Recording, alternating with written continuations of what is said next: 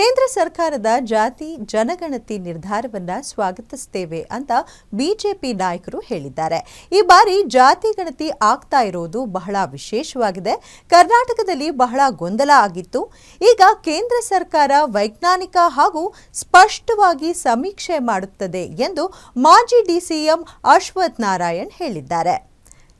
ಜನಗಣತಿ ವಿಚಾರ ಕೇಂದ್ರದ ಸಂವಿಧಾನದ 246ನೇ ವಿಧಿಯ ಕೆಳಗೆ ಬರುತ್ತೆ.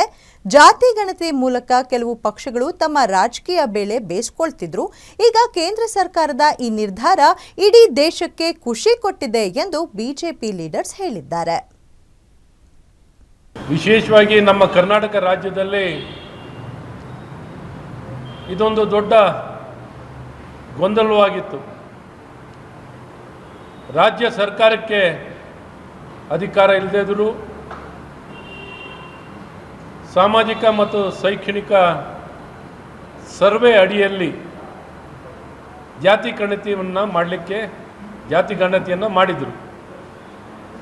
ಇದೆಲ್ಲ ಒಂದು ಕಡೆ ಸರಿಯಾಗಿ ಮಾಡಿಲ್ಲ, ಕಾನೂನುಬದ್ಧವಾಗಿಲ್ಲ, ಪ್ರತಿಯೊಂದು ಮನೆಗೆ ಹೋಗಿಲ್ಲ, ಎಲ್ಲ ಕಡೆಯೂ ಮಾಹಿತಿ ತಗೊಂಡಿಲ್ಲ, ಪ್ರತಿಯೊಬ್ಬ ವ್ಯಕ್ತಿಯ ಕುಟುಂಬದ ಎಲ್ಲ ಜಾತಿಯ ಗಣತಿಯನ್ನು ಸರಿಯಾಗಿ ಮಾಡಿಲ್ಲ ಅನ್ನೋಂಥದ್ದು ಬಾರಿ ಕೂಗು ಆ ಇಲಾಖೆಯ ಸಂಬಂಧಪಟ್ಟ ವ್ಯಕ್ತಿಗಳು ಸಹ ಇದನ್ನು ಭಾಳ ಸ್ಪಷ್ಟವಾಗಿ ವ್ಯಕ್ತಪಡಿಸಿದರು.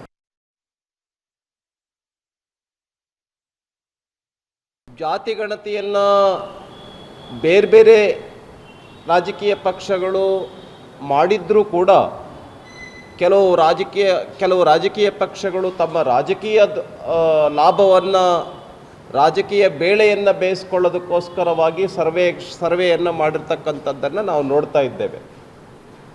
ಆದರೆ ಇವತ್ತು ಭಾರತೀಯ ಜನತಾ ಪಾರ್ಟಿಯ ಕೇಂದ್ರ ಸಚಿವರಾಗಿರ್ತಕ್ಕಂಥ, ರೈಲ್ವೆ ಸಚಿವರಾಗಿರ್ತಕ್ಕಂಥ ಅಶ್ವಿನಿ ವೈಷ್ಣವ್ ಅವರೇನು ಪತ್ರಿಕಾಗೋಷ್ಠಿಯಲ್ಲಿ ಹೇಳಿದ್ದಾರೆ, ಸ್ವಾತಂತ್ರ್ಯದ ನಂತರ ಇದೇ ಮೊದಲನೇ ಬಾರಿಗೆ ಕೇಂದ್ರ ಸರ್ಕಾರ ಜಾತಿ ಗಣತಿಯನ್ನು ಮಾಡ್ತಾ ಇದೆ.